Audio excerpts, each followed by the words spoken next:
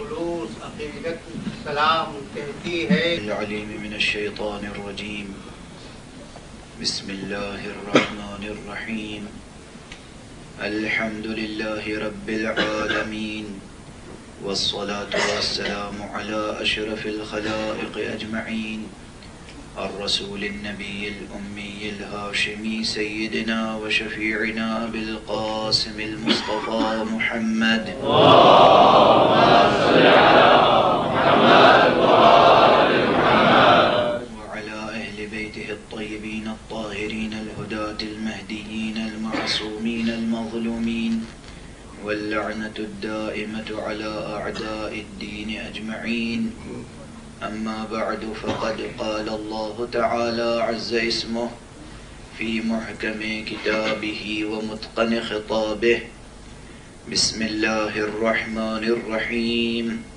قل إن كنتم تحبون الله فاتبعوني يحببكم الله ويغفر لكم ذنوبكم والله غفور رحيم صلوات برحمة اللهم صل على محمد وآل محمد ایک مرتبہ اور بلندر صلوات پڑھیں اللهم صل على محمد وآل محمد باہر لوگ کھڑے میں ہیں تھوڑا سا اور صلوات پڑھتے ہوئے آگے آئیں اللهم صل على محمد وآل محمد اللهم صل على محمد وآل محمد برادران عزیز،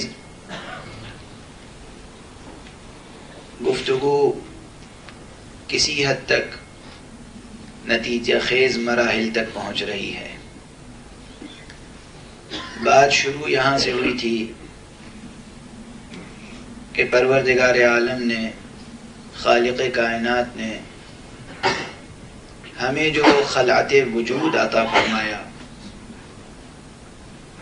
اور نہ صرف ہمیں بلکہ اس پوری کائنات ہستی کو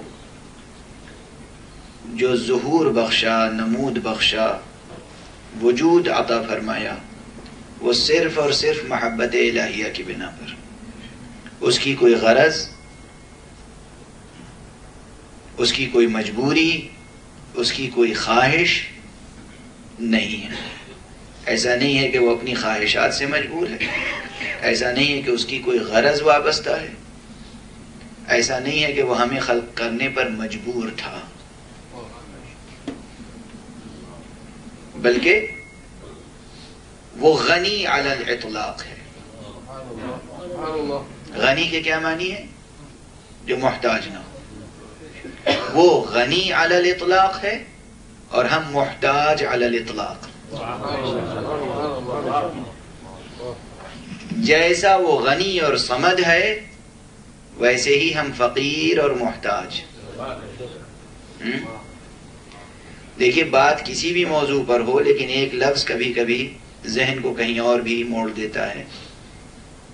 بعض بہت تقدس مآب حضرات، تقدس مآب اچھی چیز ہے، مقدس ہونا چاہیے، انسان کو مقدس ہونا چاہیے، واقعاً مقدس ہونا چاہیے، طاہر ہونا چاہیے، تزکیہ نفس کرنا چاہیے۔ لیکن ایک چیز ہوتی ہے جسے کہتے ہیں تقدس مآبی۔ محبت انسان میں ہونی چاہیے۔ جب محبت حقیقتاً ہوگی تو خود بخود ظاہر ہوگی۔ اس کو ظاہر کرنے کے لیے کہنا نہیں پڑے گا کہ مجھے محبت ہے۔ اسی طرح اگر کہیں تقدس ہوگا تو وہ خود بخود ظاہر ہوگا، طہارت ہوگی تو خود بخود ظاہر ہوگی۔ غور فرمایا آپ نے؟ لیکن بہرحال بعض مقدسین اپنی زندگی میں کاہلی کے بنا پر یا جہالت و نادانی کی بنا پر یا دین کے ناقص ادراک کی بنا پر، ناقص ادراک کی بنا پر دین نے آخرت طلبی پہ زور دیا ہے۔ آخرت حاصل کرو، آخرت بناؤ، آخرت بناؤ، آخرت بناؤ۔ آخرت بناؤ کے معنی یہ سمجھے کہ ہمیں دنیا میں معاش اور اقتصاد کی طرف بالکل توجہ نہیں کرنی چاہیے۔ یہ ہے ناقص ادراک۔ اور پھر اس میں حدیث پیغمبر صلی اللہ علیہ وآلہ وسلم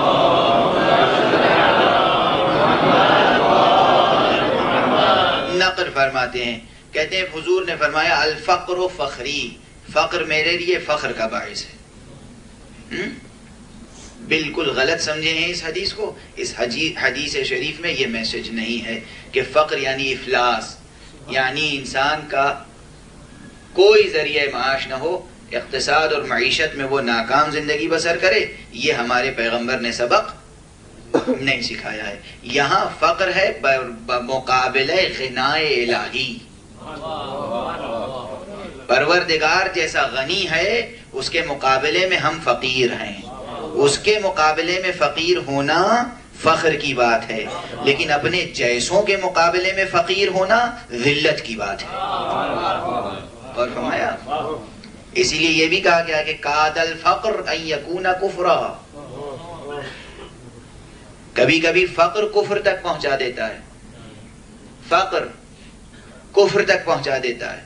اور فرمایا آپ نے، اور پھر یہ میرا ایک پرانا ہی جملہ ہے، عرض کروں کہ افلاس کی بنا پر، بھوک کی بنا پر، ناداری کی بنا پر، دنیاوی فقر کی بنا پر چہرہ زرد ہو جائے، انسان لاغر اور کمزور ہو جائے، یہ نہ خدا کو پسند ہے، نہ رسول کو پسند ہے، نہ اماموں کو پسند ہے۔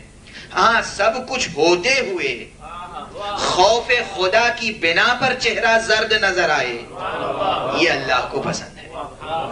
اور فرمایا یہ رسول کو پسند ہے، یہ امام کو پسند ہے۔ صلوات پڑھ دیں محمد و آلہ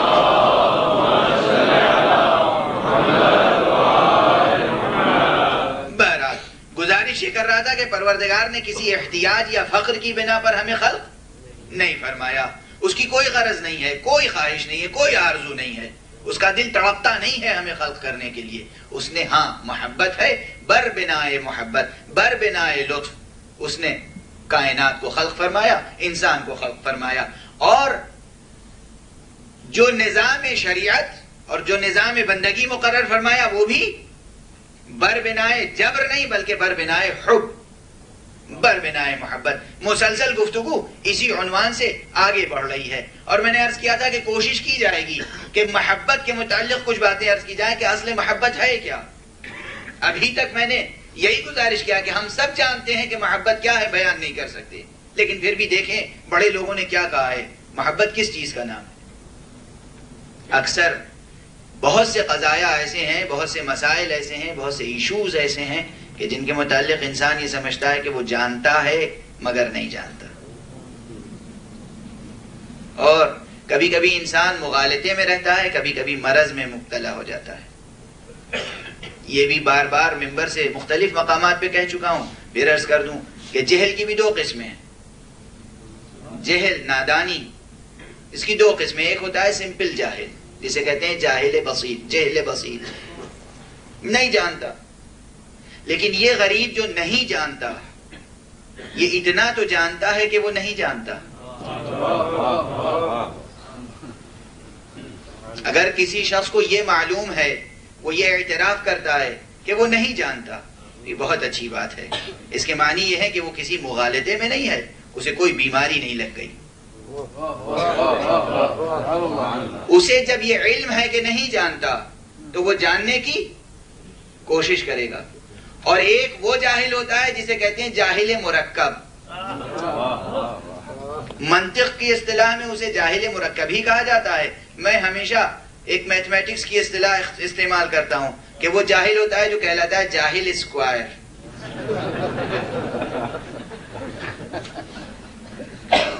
یہ بیماری میں مبتلا ہے، جاہل ہے مگر نہیں جانتا کہ جاہل ہے، جاہل ہے مگر اپنے کو عالم سمجھتا ہے، اور اس کا علاج بہت مشکل ہے، بہت مشکل ہے اس کا علاج، تقریباً ناممکن ہے۔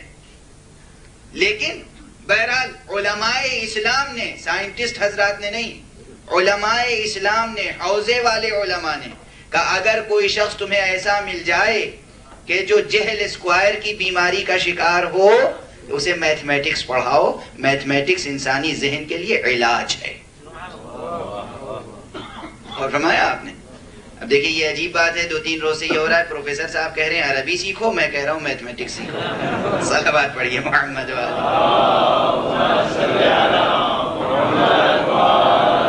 ایک مرتبہ اور بلند تر صلوات پڑھیں.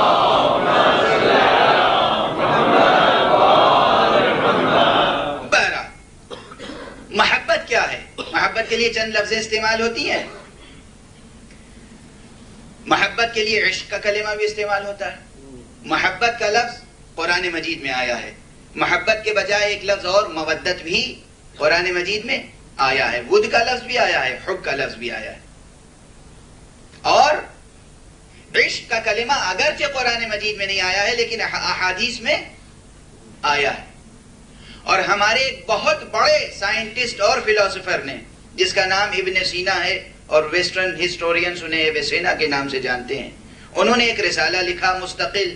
اپنی اور کتابوں میں بھی یہ بحث کی ہے, اشارات میں یہ بحث ہے, شفا میں یہ بحث ہے, تنبیہات میں یہ بحث ہے. لیکن ایک خاص مقالہ علیحدہ انہوں نے لکھا جس کا نام ہے رسالۃ فی العشق. عشق کے بارے میں پوری کتاب ہے وہ, اور یقیناً اگرچہ مختصر ہے لیکن ان لوگوں کا لکھنے کا ایک طرز ہوا کرتا تھا. ٹیکسٹ لکھنے کا ایک اسٹائل یہ تھا کہ 2-2, 4-4 صفحے کی بات 1-1, 2-2 جملوں میں لکھ کر چلے جاتے تھے. ذہین لوگوں کے لیے اسی میں لطف و لذت کی بات ہوتی تھی, اور جو غبی ہوتے تھے کہتے تھے سبحان اللہ کیا ہمارے لیے مصیبت چھوڑ گئے. اسٹوڈنٹس بھی یہی کہتے ہیں حوزے میں آج تک, کیا مصیبت ہے. یعنی 1-1 گھنٹے کے درس میں ایک لفظ بحث ہو رہی. آج بھی حوزہ علمیہ میں چلے جائیے, معلوم ہوا آیت اللہ العظمیٰ تشریف لائے, 1 گھنٹے پورے 50 منٹ 55 منٹ 45 منٹ تقریر فرمائی اور اتنی سی بات سمجھ میں آئی. البتہ پڑھانے والے بھی 2 طرح کے ہوتے ہیں, پڑھنے والے بھی 2 طرح کے. پڑھانے والے بھی بعض ایسے ہوتے ہیں کہ جو چاہتے ہیں کہ آپ روز ان سے پڑھتے رہیں مگر کچھ بھی نہ پڑھ پائیں. اور پڑھنے والے بھی ایسے ہوتے ہیں جو چاہتے ہیں کہ روز ہم جا کے حاضری لگا دیں مگر پڑھنے لکھنے سے کوئی واسطہ نہ رکھیں. بہرحال ایسے بھی پڑھنے والے ہوتے ہیں کہ جو چند روز میں انہوں نے ایک مرتبہ اسٹائل سمجھ لیا اور جیسے کلید مطلب ہاتھ میں آ گیا اور اس کے بعد پھر اس طرح آگے حل کرتے ہیں عبارتیں کہ آپ دیکھتے رہ جائیے. بہرحال تو یہ مختصر سی کتاب ہے رسالۃ فی العشق, لیکن اس میں ایک عجیب و غریب تھیسس پیش کی ہے, اور میں اسے کہتا ہوں کہ انہوں نے فلسفیانہ زبان میں فلسفیانہ آرگومنٹس کے ساتھ لٹریری لینگویج میں 2 چیزیں ملا لیجئے. لٹریری ایکسپریشنز اور فلسفیکل آرگومنٹس 2 چیزیں بالکل الگ الگ ہیں. فلسفیانہ استدلال کو ادبی اسلوب میں ڈال دیجئے تو وہ چیز ہو جائے گی 2 آتشا. اور اس لیے انہوں نے ایک حقیقت بیان کی جو آج تک بعض سائنٹسٹ کوشش کر رہے ہیں کہ جتنی فورسز کائنات میں کار فرما ہیں ان تمام فورسز کی یونیفیکیشن کی تھیوری بنا لیں. کوششیں ہو رہی ہیں نا. آپ کے برٹین کے بہت مشہور اسٹیفن ہاکنگ جن کا غالباً انتقال ہو گیا, a brief history of time, انہوں نے کتاب لکھی اور اس کے علاوہ اور مختلف کتابیں لکھی. ڈاکٹر عبدالسلام کو جو نوبل پرائز ملا وہ جس فیلڈ میں ملا, لیکن زندگی بھر وہ یونیفیکیشن آف فورسز کی تھیوری پہ کام کرتے رہے, اور آئنسٹائن سے یہ فکر چلی. یہ سب آپ حضرات جانتے ہیں, مجھ سے بہتر جانتے ہیں, میں صرف ریفرنسز دے رہا ہوں کہ کائنات میں جتنی طاقتیں کار فرمائیں, ایک الیکٹران اور ایک دوسرے الیکٹران کے درمیان کون سی فورسز ہیں, زمین اور آسمان کے درمیان کون سی فورسز ہیں, سورج اور چاند اور زمین اور یہ تمام ستارے اور سیارے کیسے ایک دوسرے کو کنٹرول کر رہے ہیں, کیوں یہ ڈسٹینس بڑھتا نہیں, کیوں یہ ڈسٹینس گھٹتا نہیں, کیسے کائنات قائم ہے اپنی جگہ پر, سورج کے ساتھ یہ جو اس کی سن فیملی ہے یہ کیسے برقرار ہے, کس طرف جا رہی, ساری جو فزکس کی باتیں ہیں اور ایسٹرو فزکس کی باتیں ہیں, ان تمام میں یہ جستجو ہو رہی ہے کہ ایک طاقت سمجھ میں آ جائے کہ وہ ایک طاقت کون سی ہے, کہ ایک ہی ٹرم دیا جائے, ایک ہی نام استعمال کیا جائے اور اسی ایک لفظ سے, ایک طاقت کے حوالے سے تمام مظاہر فطرت کی صحیح اور معقول تفسیر بیان کی جا سکے, ہر چیز کی آپ توجیہ کر سکیں ایک طاقت کے حوالے سے. غور فرمایا آپ نے, ورنہ آج کہیں الیکٹرو میگنیٹک فورس ہے تو کہیں ویک نیوکلیئر فورس ہے تو کہیں اسٹرانگ نیوکلیئر فورس ہے. ہزاروں فورسز ہوں گی. ان ہزاروں سینکڑوں کو جمع کر کے 4 فورسز بنائی گئی, 4 کو جمع کر کے 2 فورسز بنائی گئی. اب وہ ایک بنانا باقی رہ گیا ہے. اور یہ سب آپ خود جانتے ہیں, فزکس کی کلاسوں میں جا کے بچے ہم سے زیادہ بہتر جانتے ہیں. میں صرف ریفرنس دے کر آگے بڑھ رہا ہوں کہ یونیفیکیشن آف دی فورسز کی بات ہو رہی ہے.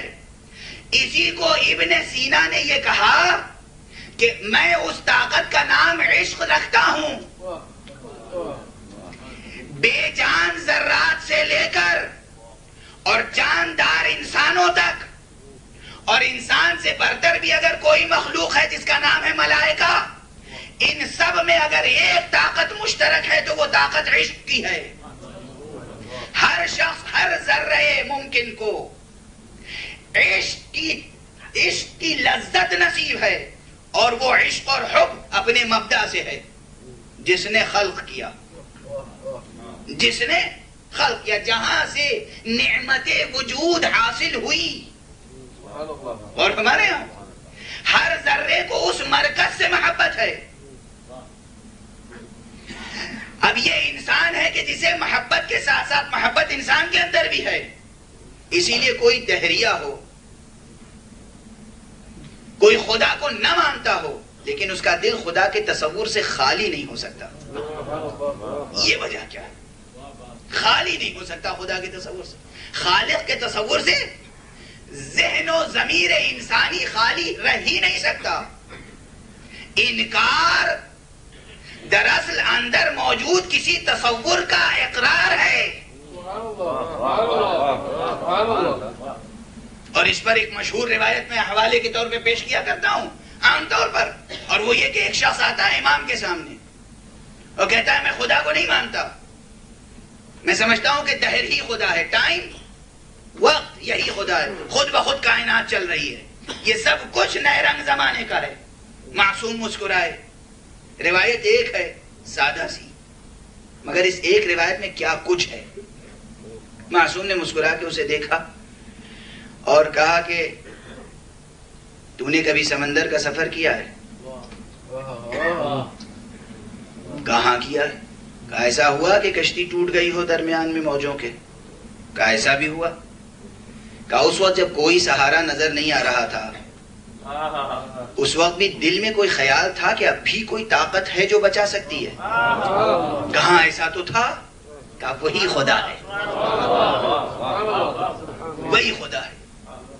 یعنی وہ اس کے دل میں تھا تصور, اور اس تصور نے یقیناً جب وہ ڈوب رہا تھا تو اسی تصور سے لو لگی ہوئی تھی, اور وہ لو جو لگی ہوئی تھی وہ دعا اس کی پوری بھی ہوئی, بچ بھی گیا, ساحل پہ آ بھی گیا. ایسے بھی ہوتے ہیں دنیا میں کہ جو مدد حاصل ہو جانے کے بعد بھی مدد کرنے والے کا انکار کرتے ہیں. اور فرمایا آپ نے ایسے ہوتے ہیں دنیا میں, جس کی ایک مثال یہی راوی ہے کہ بھئی کوئی امید نہیں تھی سوائے ایک امید موہوم, لیکن یہ زندہ ہو گیا, بچ گیا, آ گیا. اور معصوم فرما رہے ہیں تو یہ جو ایک مرکز ہے اس کا تصور ہر دل میں موجود ہے, ہر ذرے میں موجود ہے, اس کا کوئی انکار نہیں کر سکتا. اس سے زیادہ تفصیل عرض نہیں کروں گا کہ عشق اور محبت وہ چیز ہے جو ہر ذرے کائنات میں پائی جاتی ہے. الیکٹرانز اور پروٹونز اور نیوٹرون اور سب ایٹمک پارٹیکلز, اور جو آپ اس کا ایٹم کا نیوکلیس سمجھتے ہو, جو کچھ بھی ہے جو آپ کو نظر آتا ہے نہیں نظر آتا ہے, ہر چیز میں ایک شے ہے, ایک طاقت ہے, ایک قوت ہے. اب دیکھیے بہت سے تصورات بدلنے کی کوشش کر رہا ہوں میں. لوگ کہتے ہیں محبت بہت بڑی مجبوری ہوتی ہے. میں کہہ رہا ہوں محبت ایک طاقت کا نام ہے, مجبوری کا نہیں. محبت ایک طاقت کا نام ہے, ایک مجبوری کا نہیں. اب تیزی سے تعریف اس کی جو کچھ بھی ہو میں ایک جملہ عرض کروں ابن سینا کا. ابن سینا کہتے ہیں عشق کہتے ہیں استحسان حسن کو. بس پورے مقالے میں سے ایک فقرے کی شاید تشریح. استحسان حسن, استحسان حسن کیا ہے؟ یعنی اچھے کو اچھا سمجھنا, اچھے کو اچھا سمجھنا. یہ تعریف، یہ ڈیفینیشن بالکل ڈیفینیٹیو ہے اور پرفیکٹ ہے لاجیکلی یا نہیں، اس پہ بحث کا وقت نہیں رہ گیا ہے، کیونکہ مجھے بہت سی باتیں گزارش کرنی ہے صرف آج اور کل 2 دن کے اندر. کہتے ہیں استحسان حسن کا نام ہے محبت یا عشق. اور ہمارے یہاں سے ایک دوسری بحث بھی آپ کے سامنے عرض کرنا چاہتا ہوں. دنیا بھر کا ادب و لٹریچر پڑھ جائیے، خاص طور سے پوئٹری، خاص طور سے شاعری. دیکھیے شاعری کوئی ایسی چیز نہیں ہے کہ جسے آپ دوسرے درجے کی سمجھ کے چھوڑ دیں. شاعری نے انسانی ذہن کو بہت زیادہ کنٹرول کیا ہے. صرف شاعری کے اوپر اگر کوئی کلام آ سکا تو وہ اس معجزے کی حیثیت رکھتا ہے کہ جسے ہم قرآن کہتے ہیں. غور فرمایا آپ نے؟ لٹریچر کا ٹیسٹ اور ذوق ادب کا آپ کے اندر ہونا چاہیے. بچوں کو ٹرینڈ کریں، رغبت دلائیں، جاؤ پڑھو، ادب پڑھو، زبان سیکھو. اور فرمایا آپ نے. بہرحال دنیا بھر کی شاعری میں کچھ سچائیاں ہیں اور کچھ سچائیاں نہیں ہیں. بس شاعری کی کمزوری یہ ہے، سچائی بھی ہے اس میں، سچائی کے ساتھ کچھ اور ملاوٹ بھی ہے. یہ اور ایک عجیب بات عرض کر رہا ہوں، سب کے سب یہ کہتے ہیں کہ اگر خالص علمی نظریات، سیدھے سیدھے جو علمی فیکٹس ہیں، جو لاجیکل ریئلٹیز ہیں، فیکٹس ہیں، انہیں اگر آپ کتنی ہی خوبصورت زبان میں بیان کر دیجئے، عزیزو توجہ رکھنا، کتنی ہی خوبصورت زبان میں آپ ادا کر دیجئے علمی مطالب کو، اس میں چاشنی پیدا نہیں ہوگی، لذت پیدا نہیں ہوگی جب تک کہ آپ مبالغہ نہ کریں، یعنی کسی چیز کو بڑھا چڑھا کر نہ پیش کریں. شاعری میں مبالغہ جزو لازم ہے. شاعری اس وقت تک شاعری نہیں کہلائے گی جب تک اس میں مبالغہ نہ ہو. اب سمجھیے کہ عام شاعری اور عام ادب میں، چاہے وہ پروز میں ادب ہو یا پوئٹری کے فارم میں ہو، حیت اور فارم سے ہمیں کوئی تعلق نہیں. نثر میں بھی اگر ادب آپ کسی چیز کو کہتے ہیں تو اس میں مبالغہ ہوتا ہے، یعنی کسی حقیقت کو بڑھا چڑھا کر بیان کرنا. انسانی حسن ہے، اگرچہ انسانی حسن خود بے پناہ ہوتا ہے، لیکن خواہ مخواہ ایک انسان کے چہرے کو کہہ رہے ہیں ماہتاب، سورج کہہ دیا، چاند کہہ دیا. اور فرمایا آپ نے یہ کیا ہے؟ مبالغہ. اور دنیا بھر کے ادیب اور شاعر مل کے کہتے ہیں جب تک مبالغہ نہیں ہوگا ادب ادب نہیں بن سکتا. اب سمجھیے کہ قرآن مجید معجزہ کیوں ہے. قرآن مجید میں صرف حقائق ہیں، اس کے باوجود ایسی جاذبیت ہے کہ دنیا کا ادب دھرا رہ گیا. سمجھ رہے ہیں کسے کہتے ہیں ادب؟ خالص ادب ہی بس. قرآن مجید ادب ہے. کوئی کہہ سکتا ہے کہ اس میں مبالغہ ہے؟ اللہ نے کوئی چیز بڑھا چڑھا کے بیان کی؟ اللہ نے بڑھا چڑھا کے کچھ نہیں بیان کیا، گھٹا گھٹا کے ضرور بیان کیا. ارے مصطفیٰ کے فضائل بھی خود خدا نے بھی پورے نہیں بیان کیے، اہل بیت کے پورے فضائل نہیں بیان ہوئے قرآن میں. آج جانے کے بعد باہر خوب بحث کریں گے مومن، فرمائیں گے کہ کل تو انہوں نے یہ کہہ دیا کہ قرآن قصیدہ ہے اہل بیت کا، اور آج یہ کہہ دیا کہ قصیدہ بھی پورا نہیں ہے، اس لیے کہ اللہ نے خود چھپا چھپا کے بیان کیا ہے، گھٹا گھٹا کے بیان کیا ہے. ارے میری بات تسلیم نہ کیجئے، قرآن پڑھیے، اسی لیے تو کہتا ہوں پڑھیے، تلاوت کیجئے. خود جا کے دیکھیے سورہ طٰہٰ میں کیا کہا گیا. طٰہٰ ما انزلنا علیک القرآن لتشقیٰ، اے میرے حبیب طیب و طاہر، ہم نے قرآن اس لیے تھوڑی نازل کیا ہے کہ آپ مشقت اٹھائیں اور اپنی جان دے دیں. یعنی اس آیت میں پیغمبر کا جذبہ تبلیغ بیان ہو رہا ہے کہ پیغمبر کے اندر کیسا جذبہ تبلیغ تھا، کیسی محبت الہیہ تھی، کیسا احساس فرض تھا، انسانوں کو راہ ہدایت پر لگانے کے لیے کتنی محنت کرنا چاہتے تھے مصطفیٰ. بیان کرنے کے لیے الفاظ نہیں تھے تو بس یہ کہا کہ جان نہ دے دیجئے. یہی تو کہا. کیا جان دے دیں گے آپ؟ کیا جان دے دیں گے آپ؟ اس ایک جملے میں کتنی محنتیں مصطفیٰ کی ہیں چھپی ہوئی. درود ایک لمبی مرتبہ بآواز بلند صلوات.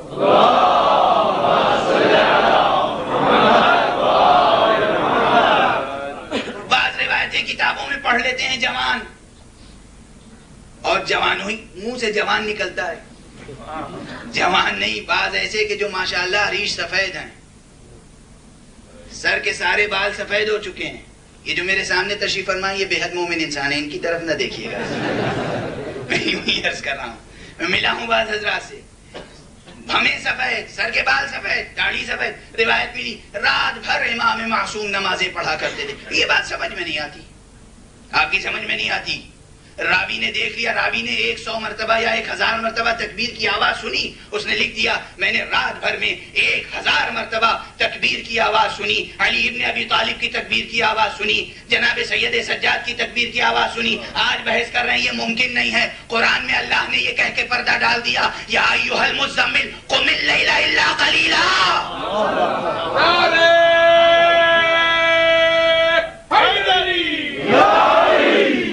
اب بتائیے پورے فضائل بیان ہوئے یا گھٹا کے؟ کتنا جذبہ عبادت تھا مصطفیٰ میں، یہ پورا بیان ہوا قرآن میں. بس اتنا بیان ہوا کہ ان کا جذبہ عبادت وہ ہے کہ خدا کو کہنا پڑا بس. میں مبالغہ تو نہیں کر رہا ہوں، یہ قرآن ہے. اور فرمایا آپ نے تو عام ادب، عام شاعری کا مزاج یہ ہے کہ اس میں مبالغہ ہوتا ہے. جب تک مبالغہ نہ ہو چاشنی نہیں پیدا ہوگی، دل نشینی نہیں پیدا ہوگی، ذہن متوجہ نہیں ہوگا، دل میں بات نہیں اترے گی، کانوں کو اچھا نہیں معلوم ہوگا. یہ قرآن ہے جس میں مبالغہ نام کو نہیں ہے، مگر کیا دل نشینی ہے، کیا تازگی ہے، کیا ذہن کو جذب کر لینے والی کیفیت ہے. اور فرمایا آپ نے یہ ہے عام شاعری اور قرآن میں فرق. لیکن بہرحال میں اس کے ساتھ یہ بھی عرض کر رہا تھا وہ یہ بات تھی کہ شاعری پڑھیں ضرور آپ. شاعری میں بہت کچھ سچائیاں ہیں، مگر ہر چیز جو شاعری میں کہی گئی سچائی نہیں ہے. مثلا ایک بہت بنیادی بحث ہے جس کی طرف اشارہ کر رہا ہوں. عام طور پر دنیا کا ہر شاعر اور ادیب، آپ دیکھیے ایک کے بجائے 2 حقیقتیں آ گئیں. ایک ایک جملے میں کہہ کے آگے بڑھوں، آپ سوچتے رہیے گا. یہ اس میں کوئی مبالغہ نہیں ہے، اس میں بھی کوئی مبالغہ نہیں ہے. ایک بحث پر، ایک نقطے پر کافی دیر تک گفتگو کی گنجائش ہے، بلکہ کئی روز تک گفتگو کی گنجائش ہے.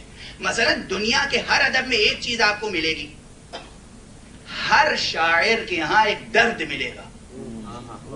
کاہے کا درد؟ محبت کی تلاش ہے مگر کہیں سچی محبت نہیں ملتی ہے نا. تلاش ہے کس چیز کی؟ محبت کی، مگر سچی محبت نہیں ملتی. یہ سچی محبت کیا ہے؟ یہ ایک سچائی ہے جو ہر ادب میں موجود ہے. یہ ایک سچائی ہے جو ہر ادب میں موجود ہے. محبت کرنے والا محبت کرتا ہے اور احساس کرتا ہے کہ مقابل والا سچی محبت نہیں کر رہا ہے. اور بہت خوش قسمت ہوتے ہیں وہ جو سچی محبت کرنے والے کو پا جائیں. ورنہ عام طور پر یہ ہوتا ہے، عام طور پہ یہ شکوہ ہوتا ہے کہ میرے دل میں تو محبت ہے، ان کے دل میں صحیح محبت نہیں ہے، ان کے دل میں سچی محبت نہیں ہے. سچی محبت کی تلاش، اسی کا نام ہے ڈیفینیٹو ڈیفینیشن، پرفیکٹ ڈیفینیشن. صحیح محبت جسے ہماری بھارت کی زبان میں کہتے ہیں کہ بالکل اچت پریبھاشا. اچت پریبھاشا جو ہے اس میں کوئی کمی اور زیادتی نہ ہو، یہ بہت مشکل ہے محبت کے لیے. بہرحال ایک چیز یہ یاد رکھیے کہ محبت ایک نفیس جوہر ہے جس کی تلاش ساری دنیا کو ہے. دوسری بحث، محبت اور عقل کی بحث ہر لٹریچر میں ملے گی. یہ بہت امپورٹنٹ ہے، یہ بہت امپورٹنٹ بحث ہے. کہتے ہیں محبت اور عقل 2 الگ الگ راہیں ہیں. اور فرمایا آپ نے، اور مسلمان مفکرین نے بھی یہی بات کہی کہ عشق کے تقاضے الگ، عقل کے تقاضے الگ. سنا ہوگا نا ہزاروں مرتبہ. میں کہہ رہا ہوں یہ غلط ہے تصور. بدلیے آج سے تصور. مزید سائیکولوجی اور فلسفی پڑھیے، علم النفس میں غور فرمائیے اور اپنی ذات کے اندر ڈوبتے چلے جائیے. حقیقتیں کتابوں میں نہیں ملتی، نفس کے اندر ملتی ہیں۔ اب اس کے لیے تو کہیں بحث کر چکا ہوں، اتنی سی بات کہہ دوں، وہ فلسفی کی کلاس میں ایک جملہ کہا جاتا ہے، بھدا سا ہے، اچھا نہیں لگتا مگر کہہ دیتا ہوں۔ مسئلہ ہوتا ہے کہ پہلے انڈا یا پہلے مرغی؟ مرغی انڈے سے نکلی یا انڈا مرغی سے نکلا؟ وہی مسئلہ ہے کہ کتابوں سے انسان پیدا ہوا یا انسان نے کتابیں لکھی؟ انسانوں نے کتابیں لکھی یا کتابوں سے انسان وجود میں آئے؟ ظاہر ہے کہ انسانوں نے کتابیں لکھی، اس کے معنی ہے کہ حقیقتیں کتابوں میں نہیں ملتی، حقیقتیں نفس انسانی میں ہوتی ہیں۔ نفس ناقص ہوگا تو حقیقت ناقص رہ جائے گی، نفس کامل ہوگا تو حقیقتیں مکمل ہوگی۔ اسی لیے دعوت دی جاتی ہے جو انسان کامل ہے ان کے دروازے پر جاؤ، کتاب کا کلمہ نہ پڑھو، صلوات پڑھے محمد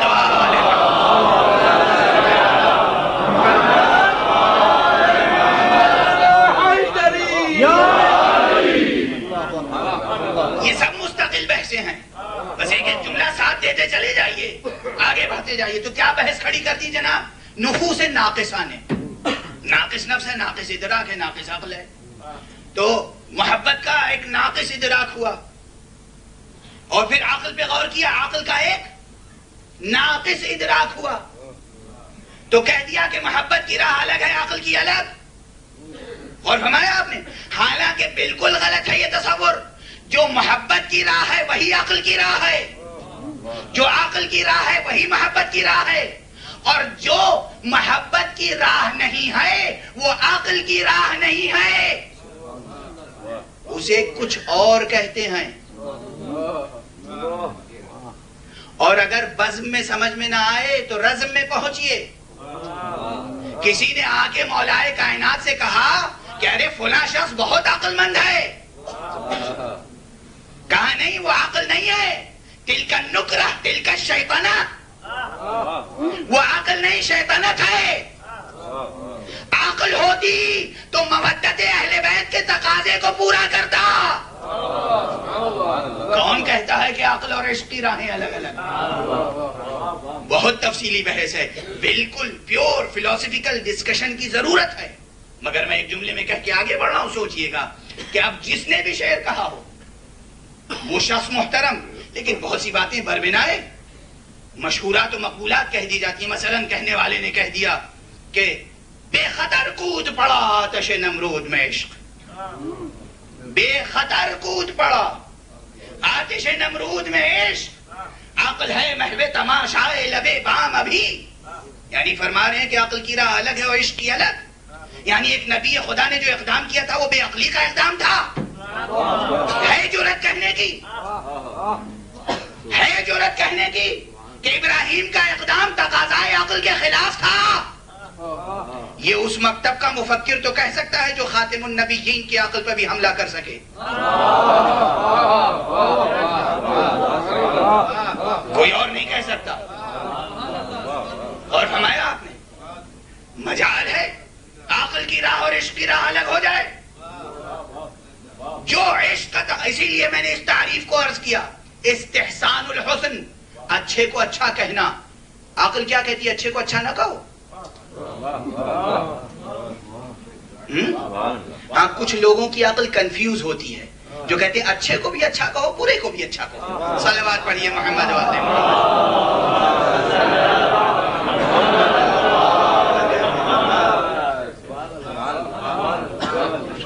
مولانا ابوالکلام آزاد یاد آ گئے مجھے۔ مولانا ابوالکلام آزاد بہت بڑے دانشور تھے، اس میں کوئی شک نہیں، مفسر قرآن تھے، بہت بڑے انٹلیکچوئل تھے، بہت بڑے ادیب تھے۔ ان سے یہی بحث ہوئی کہ صاحب کچھ لوگ کچھ کو اچھا کہتے ہیں، کچھ کو برا کہتے ہیں۔ اب یہ بحث جو ہے بہت ہو چکی، کیا کیا جائے؟ مولانا نے بہت تفصیلی مقالہ لکھا ہے، واقعی مقالہ ہے، ایک بک ہے پوری سمجھیے، اور اس کے آخر میں لکھا کہ اگر ہم یہی طے کر لیں، یہ جملہ میرا نہیں ہے، داد دیجیے گا انہیں، دیکھیے یہ دیانتداری کی بات ہے کہ میں اپنے جملے کے ساتھ اگر دوسرے کا جملہ نقل کرتا ہوں تو کہہ دیتا ہوں یہ میرا جملہ نہیں ہے، اور توقع یہ ہے کہ اگر دوسرے میرا جملہ نقل کریں تو وہ بھی حوالہ دے دیں. یہ توقع بھیجا تو نہیں. بہرحال میں شکر گزار ہوں پروفیسر صاحب کا، یہ روز حوالہ دیتے ہیں، میں شرمندہ ہوتا ہوں. اس کی ضرورت نہیں ہے. بہرحال تو انہوں نے کہا، یہ جملہ یاد رکھیے گا، اگر واقعاً ہم یہی طے کر لیں کہ سب کو اچھا کہیں گے، اگر ہم یہ طے کر لیں کہ سبھی کو اچھا کہیں گے تو جو واقعی اچھے ہیں ان کے لیے کیا لفظیں رہ جائیں گی؟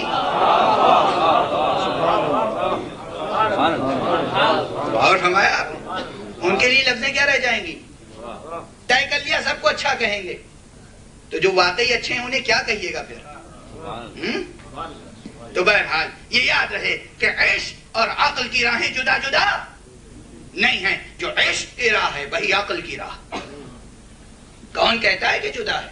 یہ بہت بنیادی بحث ہے. دنیا بھر کا لٹریچر بھرا پڑا ہے مناظرے پر، عشق اور عقل کا مناظرہ ہو رہا ہے. نہ وہ عشق ہے جو عقل سے ٹکرائے، نہ وہ عقل ہے جو عشق سے ٹکرائے. غور فرمایا آپ نے؟ ان دونوں میں رابطہ ہے، ان دونوں میں اتحاد کی نسبت ہے. اور اس لیے اب اپنا ایک پرانا جملہ عرض کر رہا ہوں، یہ بحث بالکل نہیں ہے، کل ذہن میں آئی تھی اور آج گزارش کر رہا ہوں. اس سے پہلے کہیں گزارش نہیں کی ہے میں نے، لیکن اس کی کے استدلال کے طور پر، دلیل کے طور پر ایک جملہ گزارش کر رہا ہوں. اور وہ جملہ پہلے ضرور کہہ چکا ہوں، مجھے یاد ہے، اور وہ یہ کہ جتنی وجودی صفتیں ہیں ان میں آپس میں تضاد کا رشتہ نہیں ہوتا، ایک دوسرے سے متضاد نہیں ہوتی، ٹکراؤ کا رشتہ نہیں ہوتا، اتحاد کا رشتہ ہوتا ہے. یعنی وجودی صفت کہتے ہیں اسے وہ تمام کیریکٹرسٹکس، وہ تمام ایٹریبیوٹس، وہ تمام ویلیوز جن کے لیے کہا جائے کہ یہ وجود رکھتے ہیں، ان میں ٹکراؤ کا رشتہ نہیں ہوتا. تو ہر وہ چیز جسے کہا جائے کہ یہ ہوتی ہے، عقل ہوتی ہے نا. شاید ہی میں کہوں کہ وہ صاحب کھڑے ہو جائیں کہ جو عقل نہ رکھتے ہوں، اس وقت کوئی نہیں کھڑا ہوگا. وہ صاحب کھڑے ہو جائیں جو محبت نہ رکھتے ہوں، کوئی نہیں کھڑا ہوگا. اس کا مطلب محبت ہوتی ہے، عقل ہوتی ہے، علم ہوتا ہے، شجاعت ہوتی ہے. جتنی صفتیں ہوتی ہیں ان میں ایک دوسرے میں ٹکراؤ نہیں ہوتا، وجودی صفتوں میں ٹکراؤ نہیں ہوتا. ٹکراؤ ہے وجود اور عدم میں. شجاعت سے جہل ٹکرائے گا، شجاعت سے علم نہیں ٹکرائے گا. شجاعت سے عقل ٹکرائے گی نہیں ٹکرائے گی، لیکن شجاعت سے نادانی ٹکرائے گی. غور فرمایا آپ نے؟ اگر مجھ سے سبقت لسانی ہوئی تو میں معافی چاہتا ہوں. جتنے وجودی صفات ہیں ایک دوسرے سے نہیں ٹکرا سکتے. غور فرمایا؟ اس کی پرانی مثال دی تھی شجاعت اور علم کی، اور آج میں نے کیا مثال دی؟ عشق اور عقل کی. میں یہ گزارش کر چکا ہوں کہ علم اور شجاعت میں کوئی ٹکراؤ نہیں ہے. اس لیے جو شعراء اہل بیت ہیں، جو خطبہ ہیں، وہ بھی غور فرمائیں. کبھی کبھی ہم سمجھتے یہ ہیں کہ ہم نے فضائل کا حق ادا کر دیا، حالانکہ بجائے فضائل پڑھنے کے کچھ اور پڑھ جاتے ہیں، صرف اپنی جہالت کا اعلان کرتے ہیں اور کچھ نہیں. مثلا لوگوں نے مقالے لکھے، میں نے پڑھا ہے اپنی آنکھوں سے مضمون. شعر میں یہ بات کہی گئی، تقریروں میں یہ بات کہی گئی، میں نے سنی کہ دنیا میں یہ دو صفتیں ایسی ہیں جو کسی ایک ذات میں جمع نہیں ہوئی، علم اور شجاعت. سن رہے ہیں آپ؟ علم اور شجاعت، سوائے علی ابن ابی طالب کے. یہ بات سننے میں اچھی معلوم ہوتی ہے، اس لیے کہ اس میں ایک حصہ صحیح ہے، ایک غلط. صحیح یہ ہے کہ علم اور شجاعت میں ٹکراؤ نہیں ہے، اور علی ابن ابی طالب کی ذات میں علم بھی تھا، شجاعت بھی تھی. غلط یہ ہے کہ علم اور شجاعت ایک دوسرے سے جدا نہیں ہو سکتے، یہ غلط ہے. اور پھر ہلکا سا جملہ کہوں، اگر آپ یہی سمجھتے ہیں کہ شجاعت اور علم میں ٹکراؤ ہے تو جہاں شجاعت ہونی چاہیے وہاں علم کو نہیں ہونا چاہیے، اور جہاں علم ہونا چاہیے وہاں شجاعت کو نہیں ہونا چاہیے. یہی تو ریلیشن قائم ہوگا. اور فرمایا آپ نے اچھا جن کی جہالت پر تاریخ گواہ ہے، ساری تاریخیں جنہیں کہتی ہیں کہ جاہل تھے، کسی کو ابا کے معنی نہیں معلوم تھے، کسی کو کلالہ کے معنی نہیں معلوم تھے، جن کی جہالت پر سب گواہ ہیں، ان کی شجاعت پر بھی کوئی گواہی ہے؟ کوئی گواہی نہیں ہے. جہاں علم نہیں تھا وہاں شجاعت بھی نہیں تھی، اور جہاں علم تھا وہیں شجاعت تھی. اور فرمایا آپ نے اس لیے یاد رکھیں نہ علم اور شجاعت میں ٹکراؤ ہے، نہ عشق اور عقل میں ٹکراؤ. اس لیے اب ایک پھر ذرا سی سنگین اور بوجھل بحث ہے، سن لیجئے. ظاہر سی بات ہے کہ بعد میں آپ جائیں گے کہیں گے انہوں نے بھی جوش خطابت میں بہت سی باتیں کہیں، اس میں کوئی فلسفیکل اور لاجیکل آرگومنٹ نہیں ہے. تو عرض کر رہا ہوں کہ بعض چیزیں دریافت کرنے کے لیے اور حقیقت تک پہنچنے کے لیے کن کن چیزوں کی ضرورت ہوتی ہے. پروردگار عالم نے 5 حواس خمسہ آپ کو دی ہیں. میں اپنے محترم اور توجہ کے ساتھ سننے والے مجمع سے عرض کر رہا ہوں کہ بس آج اور کل بھر کا میرے پاس وقت ہے. کل آخری گفتگو ہوگی فضائل کے حوالے سے، پرسوں صرف مصائب ہوں گے چونکہ امام حسین علیہ السلام کی شہادت کا دن ہے. آج جناب علی اکبر علیہ السلام کے مصائب گزارش کروں گا، کل جناب علی اصغر کے مصائب گزارش کیے جائیں گے. فضائل کل ہی تک پڑھے جائیں گے غالباً. مجھے نہیں معلوم، اگر یہاں جو آرگنائزرز ہیں وہ کچھ کہیں گے تو پھر اس کے مطابق کیا جائے گا. لیکن بہرحال میں یہ سمجھ رہا ہوں کہ کل تک کی گنجائش ہے، اس لیے پھر آپ سے گزارش ہے کہ توجہ برقرار رکھیے گا. میں عرض کر رہا ہوں کہ 5 حواس خمسہ پروردگار نے عطا فرمائے. حواس ظاہری، ذائقہ، شامہ، باصرہ، سامعہ، لامسہ، 5 سینسز، انہیں کہتے ہیں حواس ظاہرہ. یہ ظاہری حواس ہیں. جیسے یہ 5 ظاہری حواس ہیں ایسے ہی 5 باطنی حواس ہیں، اور یہ بھی ہیں. ایک کا نام ہے حس مشترک، دوسرے کا نام ہے قوت متخیلہ یا خیال، تیسرے کا نام ہے قوت واہمہ یا وہم، چوتھے کا نام ہے قوت حافظہ، اور 5ویں کا نام ہے قوت متصرفہ یا عقل. یہ 5 حواس باطنی ہیں، 5 حواس ظاہری. 5 حواس ظاہری یہ ان چیزوں کے لیے وسیلہ علم و ادراک ہیں کہ جن پر آفتاب کی روشنی پڑتی ہے، اور جن چیزوں پر اس آفتاب کی روشنی نہیں پڑتی، جن چیزوں پر یہ آفتاب کی روشنی نہیں پڑتی، جن چیزوں کو یہ آفتاب روشن نہیں کر پاتا، جن چیزوں کو یہ آفتاب دکھانے سے قاصر رہ جاتا ہے، ان چیزوں کو دیکھنے کے لیے 5 اور حواس ملے.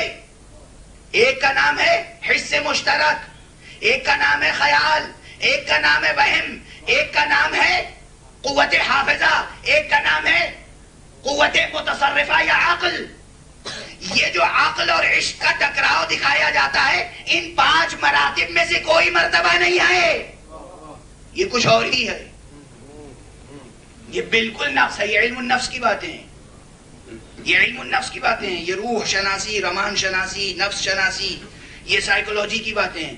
اور بات ہے کہ ویسٹرن یونیورسٹیز میں جو سائیکولوجی پڑھائی جا رہی ہے اس میں صرف دماغی بیماریوں کو اسٹڈی کرتے ہیں، لیکن پروردگار عالم نے جو صفات عطا کیے ہیں ان صفات کی بحث ابھی تک ادھوری رہ گئی ہے. ادھوری کیا شاید شروع بھی نہیں ہوئی.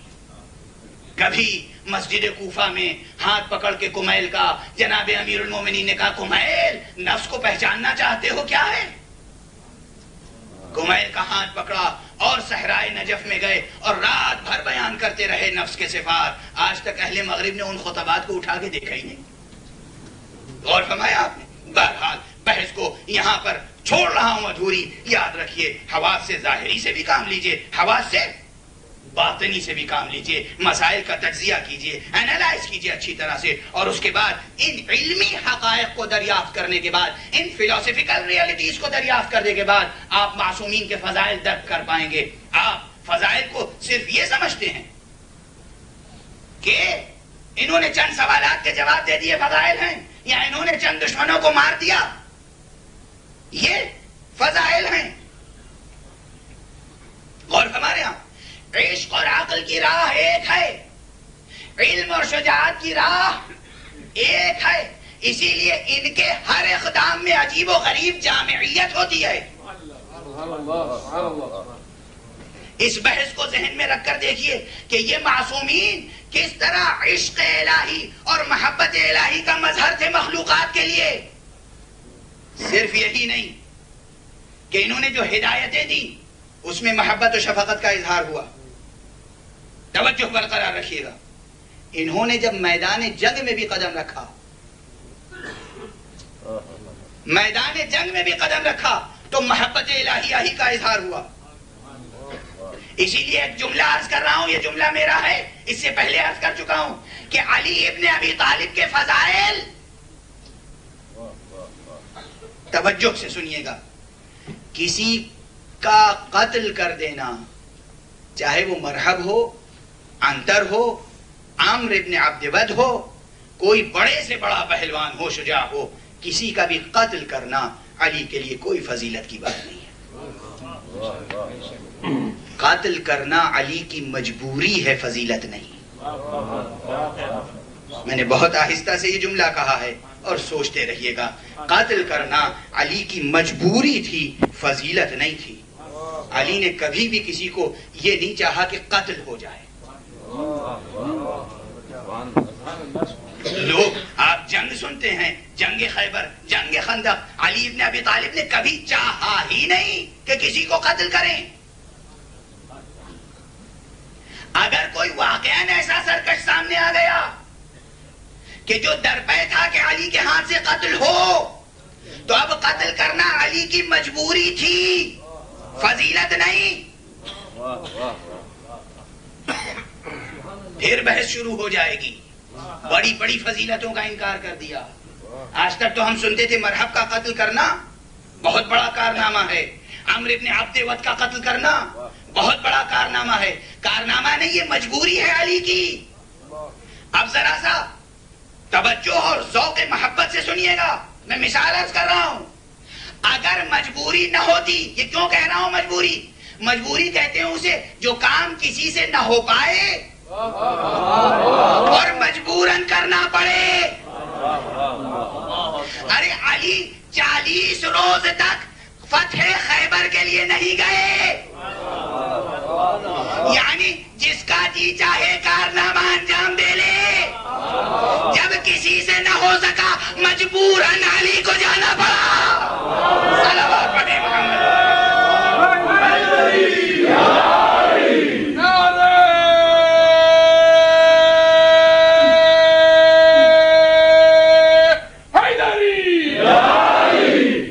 مجبوراً گئے ہیں علی، اس لیے کہ ایک جملہ یاد رکھیے، فضیلت کے حاصل کرنے کی کوشش کرنا بھی فضیلت ہے نا؟ نماز پڑھنا فضیلت ہے۔ کوئی مرحلہ ایسا ہے جب آپ کہیں علی نے نماز پڑھنے میں سبقت نہ کی ہو؟ کلمہ پڑھنا فضیلت ہے، علی نے سبقت نہ کی ہو؟ کوئی علی سے آگے بڑھ گیا ہو کلمہ پڑھنے میں؟ کوئی علی سے آگے بڑھ گیا ہو نماز پڑھنے میں؟ کوئی علی سے آگے بڑھ گیا ہو دعا کرنے میں؟ کوئی علی سے آگے بڑھ گیا ہو ہدایت کرنے میں؟ کوئی علی سے آگے بڑھ گیا ہو رزق پہنچانے میں؟ کوئی علی سے آگے بڑھ گیا ہو غریبوں کی داد رسی میں؟ کوئی علی سے آگے بڑھ گیا ہو مظلوموں کے ساتھ ہمدردی کے سلسلے میں؟ یہ وہ فضیلتیں ہیں جو فضیلتیں تھی، علی سب سے آگے گئے۔ قتل کرنا فضیلت نہیں تھی، علی ہمیشہ پیچھے رہتے تھے۔ جب اتنا سا کام بھی بڑے بڑوں سے نہیں ہو پاتا تھا تو علی کو جانا پڑتا تھا۔ صلوات پڑھیں محمد وآلہ محمد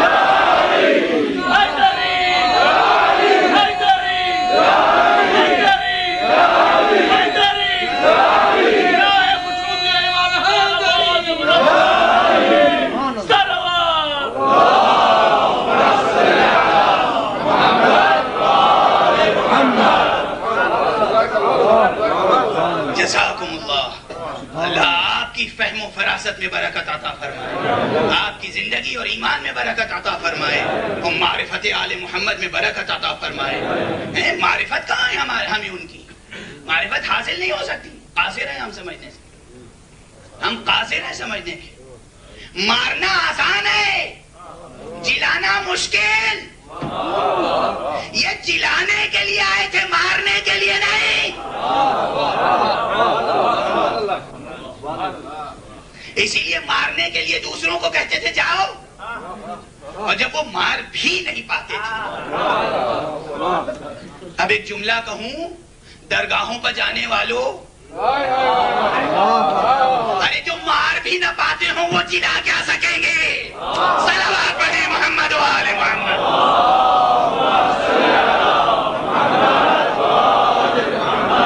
مظہر رحمت کبریا بن گئے، مظہر رحمت کبریا بن گئے، تنگ دستی میں دست خدا بن گئے۔ عمر بھر مشکلوں میں گزاری مگر، عمر بھر مشکلوں میں گزاری مگر، ساری دنیا کے مشکل کشا بن گئے۔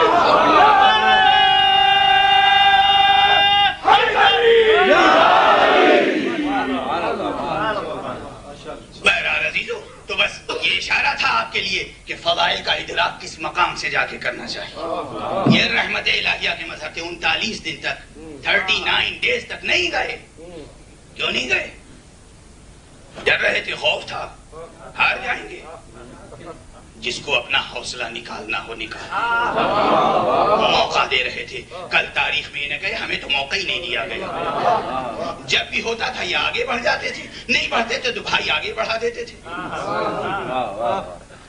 خسر معظم تھے اور داماد کو آگے بڑھا دیتے تھے، گود کا پالا بھائی تھا، بھائی کو آگے بڑھا دیتے تھے۔ اس لیے خیبر میں خود نہیں گئے، خندق میں پیغمبر روکتے رہے۔ پیغمبر، خندق میں عجیب و غریب منظر ہے، دشمن خندق پار کر کے آ گیا۔